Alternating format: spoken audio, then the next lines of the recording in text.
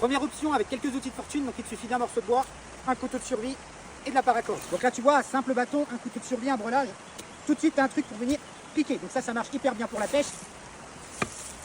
Pour servir de lance, beaucoup moins. Deuxième tentative avec un couteau de lancer. Donc le couteau de lancer, c'est pas du tout fait pour la survie. Moi j'en ai toujours 2 ou 3 dans mon sac. C'est simplement pour venir passer le temps. Et le couteau de lancer, je trouve que c'est beaucoup plus efficace. Et là, je vais te montrer quelque chose. Le premier lancer que tu as vu avec le couteau Mora, c'était tout simplement un cabestan où je suis venu entourer.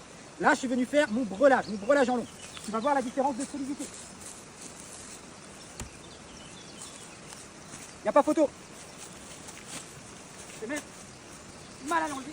On a aussi l'option double lame quand tu as accès à ton couteau de lancer et un couteau de survie. Pourquoi? Tu essaieras un jour de chasser comme ça du poisson au harpon et tu verras qu'en fonction de la position du soleil, donc en fonction de l'heure de la journée, en fonction du milieu dans lequel tu te trouves, etc., il faudra prendre en compte ce qu'on appelle la réfraction de la lumière dans l'eau. Donc là, je vise un petit peu plus à gauche, j'anticipe le mouvement de mon poisson et là je tape.